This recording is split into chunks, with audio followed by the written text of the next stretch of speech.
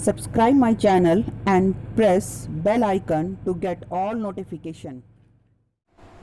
Today we are going to study the next phylum of the animal kingdom. In the previous video we studied the phylum Porifera, and now let's start the next phylum, which is Coelenterata or Cnidaria. Okay, Coelenterata. सबसे पहले हम बात करते हैं इस नाम की. Coelenterata ये जो नाम है इस phylum का, this is the old name. The new name is the Cnidaria. The Coelenterata word जो है that comes from the coelentron. ये जो word है Coelenterata, ये वर्ड आया है सिलेंट्रॉन से. सिलेंट्रॉन means the body cavity. In organism के अंदर भी एक बॉडी कैविटी मिलती है, जिसकी वजह से इन्हें नाम दिया गया था Coelenterata. But nowadays the word Cnidaria is used. तो आज के टाइम पे जो नेम यूज होता है इस फाइलम के लिए वो है निडेरिया. निडेरिया वर्ड जो है it's arrived or derived from the special type of cells that's are known as cnidoblast or cnidocyst. Cnidoblast or cnidocyst जो सेल्स होती हैं उन सेल से ही नाम आया है इस फाइलम का Cnidaria. So let's study this phylum Cnidaria. जिन सेल के बारे में हम बात कर रहे हैं ना, नीडोसिस्ट और cnidoblast, these are the special kind of cells जो कि स्टिंगिंग सेल भी कहलाती है. स्टिंगिंग सेल मतलब जो किसी पे अटैक कर सकती हैं. इस फाइलम के इन ऑर्गेनिज्म के अंदर ये जो सेल्स है they have a capsule known as nematocyst.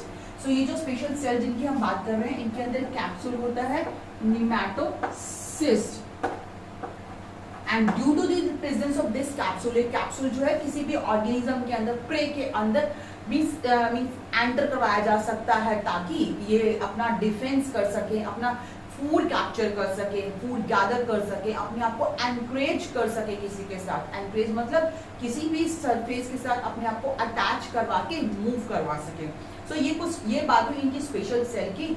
Cnidoblast, these cells are known as cnidoblast or nidocyst, and in these cells the nematocyst, a capsule is present which work as an anchorage, food gathering and capturing the prey or defense.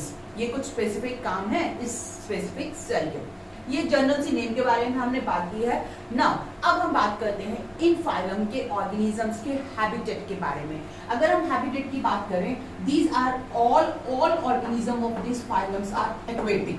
All are aquatic. अब पानी में रहते हैं तो mostly जो है aquatic है, but most of these are the marine है. Only the one exception is there, that is the hydra which is the fresh water और cnidarian. So they are marine, aquatic, and aquatic में भी marine है, but the fresh water cnidarian जो है that is the hydra. Hydra lives into the fresh water. Okay, the organism of these phylums are the sessile. Sessile means they remain fixed at one surface.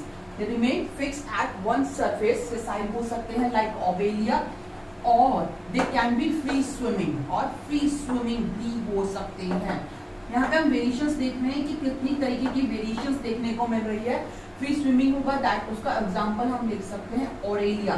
Jellyfish, जिसके बारे में आप सब जानते हो, jelly जैसी होती है ना, that jellyfish is Aurelia which is free swimming, आसानी से मूव कर सकती है. Hydra which is a sessile. Hydra भी है जो सेसाइल होता है, एक जगह पे फिक्स रहता है. जब हम हाइड्रा का डायग्राम बनाते हैं then we make a diagram in such a way. इस तरीके से डायग्राम होता है. दिस इज द सबस्ट्रेटम जिससे हाइड्रा अटैच है. हाइड्रा इस सबस्ट्रेटम के साथ अटैच रहेगा, and on the surface of the hydra, यहाँ पे जो इसकी सरफेस है यहाँ पे टेंटिकल्स प्रेजेंट रहते हैं. इसकी माउथ पे ऊपर की तरफ टेंटिकल्स प्रेजेंट होते हैं. ओके, हाइड्रा रिमेन सेसाइल, जैसे कि हम कह रहे हैं sedimentary, that remain fix at a substratum. Substratum से फिक्स रहता है, but it can show some type of movements. कुछ मूवमेंट होती है जिसके थ्रू जरूरत पड़ने पे ये मूव भी कर सकता है. Okay, now let's move on to the next, that the organism of this phylum they remain solitary or they can remain in a colonial form. या तो अकेले रहेंगे, solitary arrange रहेंगे, present रहेंगे, और they can remain in a colonial form. colonies की form में भी रह सकते हैं. अगर हम solitary की बात करें जो कि अकेले रहते हैं, solitary का मतलब है live alone, अकेले रहना. तो solitary रहने वाले जो organism है that is the hydra. Hydra remains solitary, whereas the colonial form can be also seen in this phylum. Colonies भी फॉर्म होती है. यहाँ पे colonial form में जो present है that is Physalia. Physalia is the organism which remains in the colonies. पूरी colony बना के रहता है. Physalia is also known as Portuguese man of the world. तो ये मैपर है जो कॉलोनी फॉर्म में प्रेजेंट रहेगा. That is general information about their habitat. Now let's come on to their body symmetry. Body symmetry हमने जैसे basis of classification में देखा था कि 2 टाइप्स की सिमेट्री हो सकती है, रेडियल और बाइलेटरल. जब ये क्लासिफिकेशन किया गया तो हमने देखा था कि how these phylums are classified. The sponges और the Porifera which we studied earlier, जो हम फर्स्ट फाइलम पढ़ के आए हैं पॉरीफेरा, उसमें हमने सिमेट्री की कोई बात नहीं की थी. We know that these are asymmetrical organism. Porifera के ऑर्गेनिज्म जो थे असिमेट्रिकल थे, वहां पे कोई सिमेट्री नहीं थी. But here in this phylum, in coelenterates और निडेरियंस के अंदर जो सिमेट्री देखने को मिलती है that is radial symmetry. So symmetry की अगर हम बात करें, बॉडी सिमेट्री जो होगी that is radial. Most of the are radial. In some cases the bilateral can be seen, but most of the cases radial ही है. So you have to keep remember only the radial symmetry. So body symmetry is the radial. Next thing that we can tell here, that is the level of organization. अब level of organization की बात करें, in the previous phylums Porifera we saw that they have the cellular level of organization. धीरे धीरे हम जैसे भी phylums में आगे बढ़ते जाएंगे हमें कुछ ना कुछ एडवांसमेंट देखने को मिलेगी, कुछ एडवांस फीचर्स देखने को मिलेंगे.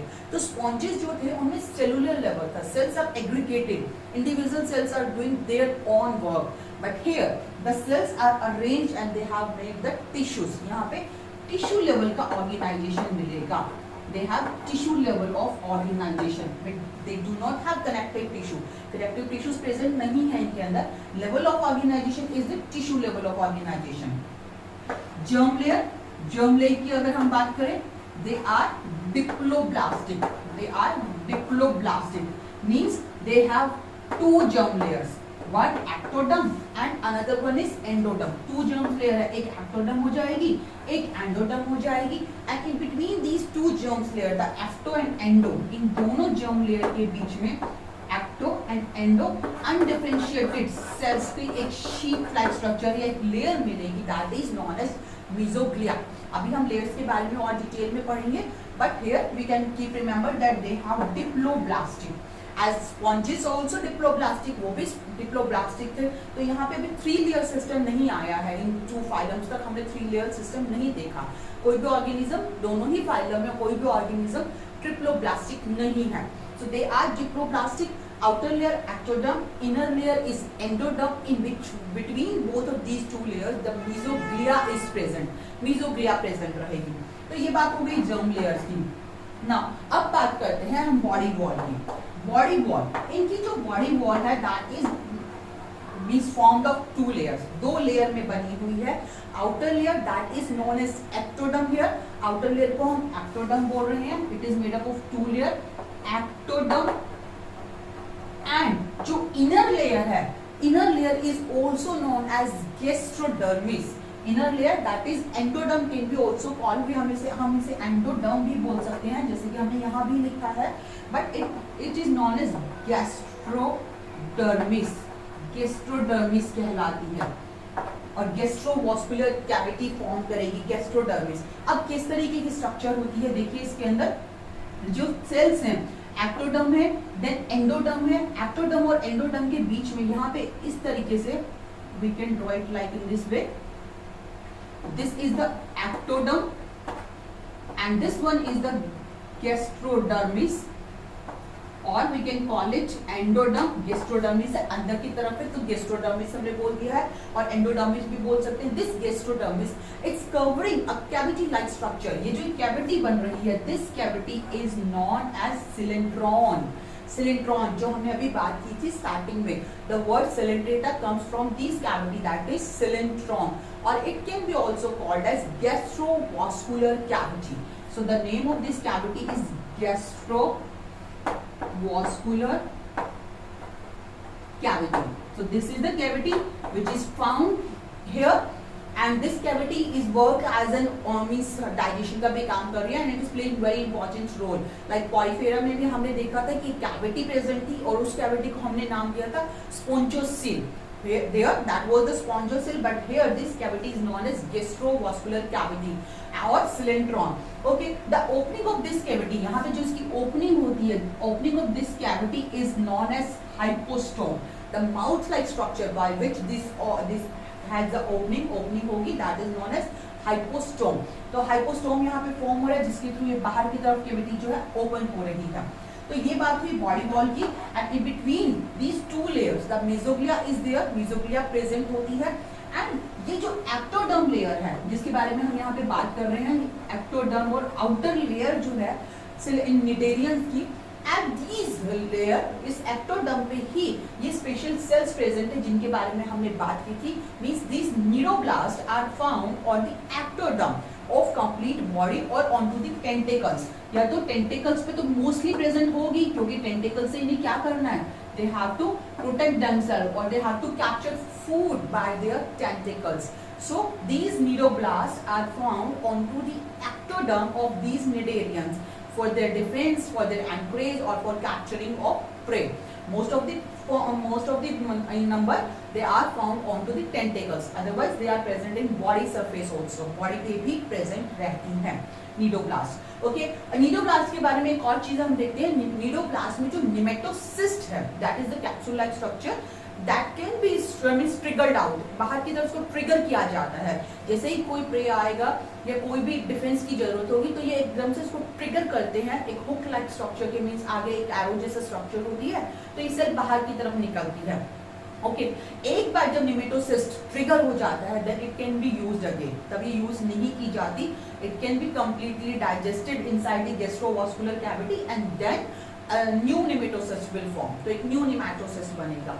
This nematocyst also secrete a toxin. एक टॉक्सिन भी सीक्रेट करता है जिसे हिप्नोटॉक्सिन बोलते हैं.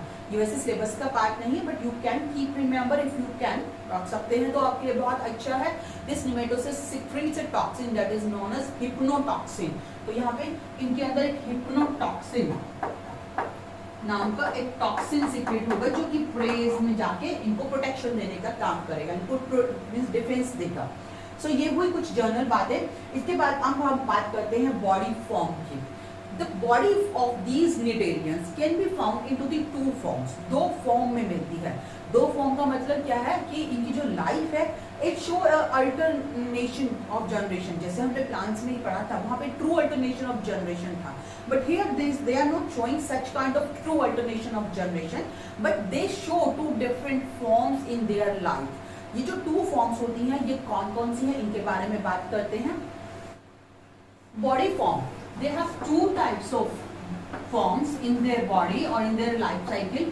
The first is known as polyp and another one is known as medusa. So they have two forms in their life. First polyp and second is medusa. Now what does this polyp and medusa? Polyp is a tubular or cylindrical structure which is sessile. अगर organism जो है एक cylindrical और ट्यूबिकुलर form के अंदर मिल रहे हैं जो एक जगह पे फिक्स है, then this structure is known as, this form of their life is known as polyp.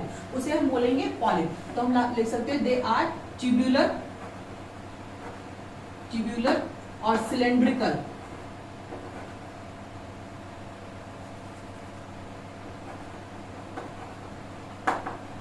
Cylindrical structure which are sessile. They remain sessile. And the medusa is a umbrella shaped structure होती है. That is umbrella shaped structure. And they are free swimming.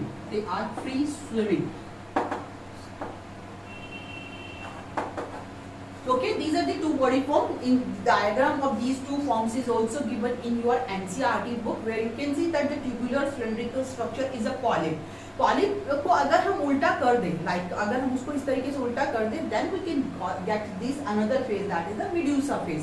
तो medusa जो है वो भी polyp से ही बन रहा है. तो दोनों ही फॉर्म्स जो है बॉडी की वो एक ही लाइफ में प्रेजेंट रहती है. They can show both type of this life form. The polyp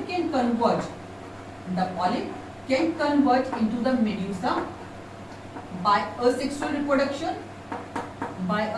reproduction. Or this medusa can be converted these medusa can be converted into the polyp by the sexual reproduction. So they can convert, they can change their forms from polyp to medusa and from medusa to polyp. Both of these two, polyp and medusa, they are diploid in nature.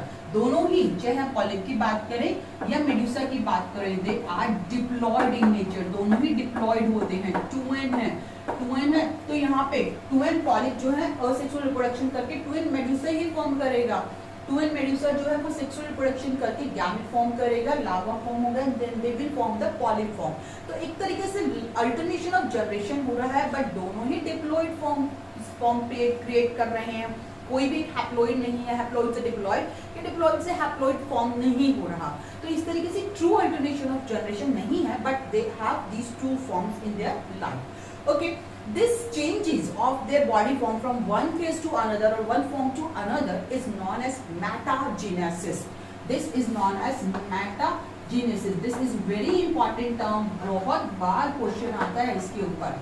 तो ये इस phylum में जो सबसे important चीज आपको याद रखनी है, that is about their special cell, that is in nematocyst और निमेटोसाइट्स, जो कि निडोब्लास्ट के अंदर है, उसके बारे में आपको याद रखना है. That is very important thing. Second thing जो याद रखनी है, that is about there metagenesis. Metagenesis करते हैं, this conversion or this transformation of one phase to another or one form to another, from polyp to medusa and medusa to polyp. ये जो transformation हो रहा है, चेंज हो रहा है, that is known as metagenesis. इसे हम बोलते हैं metagenesis and it can be seen in the ovalia.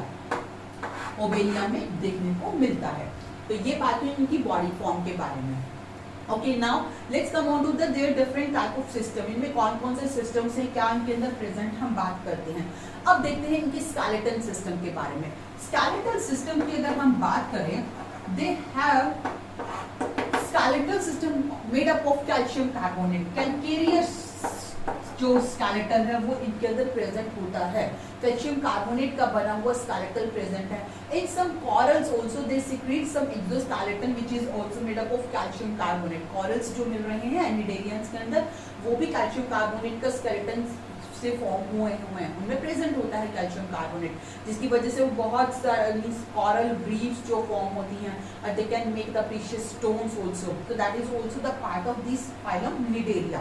They have calcium carbonate और कैल्केरियस स्केलेटन. ये हुई बात स्केलेटन की. नाउ रेस्पिरेशन और एक्सक्रीशन, रेस्पिरेटरी सिस्टम और एक्सक्रीटरी सिस्टम की अगर हम बात करें, these two type of systems are not present in these phylum. इस phylum में किसी भी तरीके का सिस्टम प्रेजेंट नहीं है, क्योंकि हम जानते हैं they have only tissue level of organization. सिर्फ टिश्यू लेवल है, ऑर्गन सिस्टम तो बने ही नहीं है. तो इसलिए यहाँ पे रेस्पिरेटरी सिस्टम या एक्सक्रीटरी सिस्टम प्रेजेंट नहीं होगा.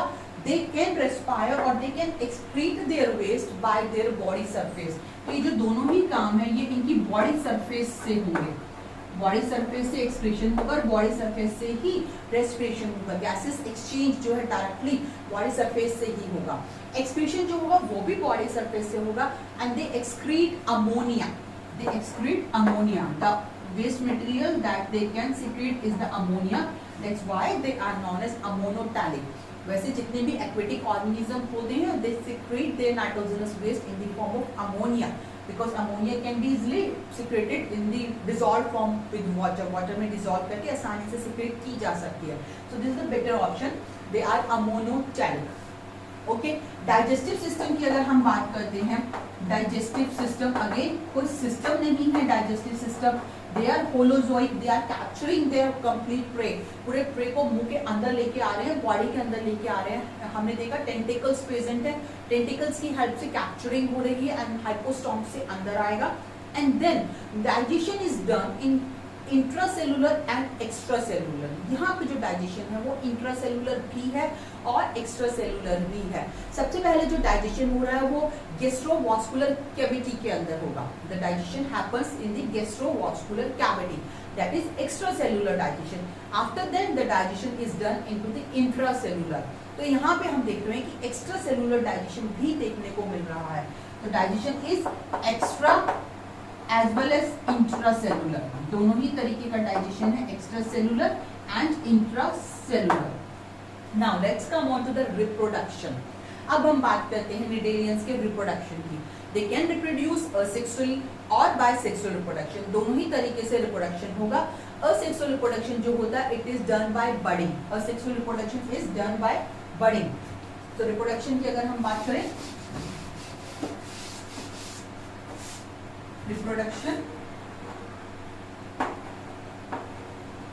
असेक्सुअल एंड सेक्सुअल दोनों ही तरीके का रिप्रोडक्शन इनमें मिलता है। असेक्सुअल रिप्रोडक्शन जो है it is done by budding, budding से होगा। And they can reproduce by sexual reproduction also. They can reproduce by sexual reproduction also, and for this they form gametes. Gametes बनेंगे. These organisms, these cnidarians are the hermaphrodite. Hermaphrodite word जो हमने कल भी देखा था next previous video में, that in the porifera they are also hermaphrodites. Means sexes are not separate. Single in a single body male sex organ is present and as well as female sex organ is also present. एक ही body के अंदर mail और female दोनों ही तरीके के sex organ मिल रहे हैं।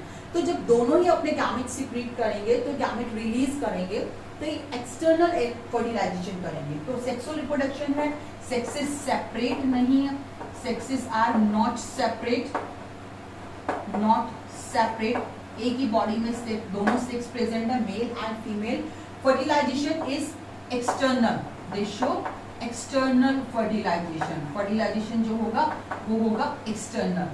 And after the fertilization, the larvae will form. Larva formation यहाँ पे होगा. And when the larva formation happens, then we say that development is indirect. ये चीज हमने पहले भी देखी है। डायरेक्ट डेवलपमेंट क्या है? जब लार्वा स्टेज नहीं आ रही है, डायरेक्ट डेवलपमेंट हो जाएगा एक इंडिविजुअल के अंदर। But here the larva formation is happen, larva form होगा एंड जो लार्वा यहाँ पे बनेगा that larva will be the free swimming larva. तो लार्वा फॉर्मेशन हो रहा है, लार्वा फॉर्म होगा that will be the free swimming larva. Larva जो होते हैं इनके अंदर बहुत तरीके के लार्वास बनते हैं हर फाइलम के अंदर। अगर आप याद रख सकते हैं तो आपको याद रखने की जरूरत है, otherwise you can just keep remember that they are making larva. For each phylum they have different names for their larvas also. तो यहाँ पे जो larva बन रहा है these are the free swimming larva and these larva can develop और मतलब move कर सकते हैं और उसके बाद develop करके individual form करेंगे। Okay, that's all about the phylum Cnidaria. We completed here this phylum. Let's take a quick recap about their important features. हमने यहाँ पे क्या क्या important चीजें हमें जो याद रखनी है उसके बारे में। First thing, they are special type of cells that are known as stinking cells, जिसकी वजह से ये अटैक कर सकते हैं। That are the nidoblast और nidocyst, जिनके अंदर निमेटोसिस्ट कैप्सूल प्रेजेंट रहता है। They have two body forms, polyp and medusa. They can change their forms by the metagenesis. They have tissue level of organization. Tissue level of organization हमें यहाँ पे देखने को मिला है, प्रीवियस फाइलम में नहीं था, यहाँ पे है tissue level of organization. Symmetry is also present, that was not present in the previous phylum. Symmetry present है जो कि radial symmetry है। Next thing जो हमें याद रखनी है वो ये कि इनके अंदर जो डेवलपमेंट हो रहा है that is also indirect. Larva is formed, larva formation होगा। Metagenesis हमें याद रखना है, that is very important thing. बहुत बहुत इंपॉर्टेंट है, मेटाजेनेसिस पे बहुत बार क्वेश्चन आता है। सो ये हमने कैरेक्टरिस्टिक्स फीचर यहाँ पे कंप्लीट कर लिए हैं। Now let's take a look on to this some example of these cnidarians. Let's see the examples of cnidarians. यहाँ पे हमने एक लिस्ट बनाई है कुछ इंपॉर्टेंट एग्जांपल्स की। The first is hydra, which is also known as freshwater polyp. As we already discussed that hydra is the only cnidarian which present into the fresh water. It lives in fresh water. Otherwise, all other cnidarians are found in marine water. That's why it is known as freshwater polyp. Next, Ovelia, that is seafood. Aurelia, which is known as jellyfish. Next is Adamsia. It's also known as sea anemone. Sea anemone is the general name for Adamsia. Next is Physalia. Physalia is also known as Portugal's man of war. अब ये इतना अजीब सा नाम क्यों दिया गया है? इसका एक रीजन है कि जब ये फाइसेलिया वाटर में स्विम करता है तो ऐसा लगता है जैसे पोर्चुगल लोग होते हैं ना, उनकी जो हैट होती है उस तरीके की जैसे फीलिंग आती है। That's why the name is given like this, Portugal's man of war. Then Gorgonia, which is also known as sea fan. So here These are the some examples of Cnidarian, and we completed our phylum Cnidaria here. In the next video, we will study about the next phylum, which is Ctenophora. So keep watching, keep studying and keep learning. Thank you.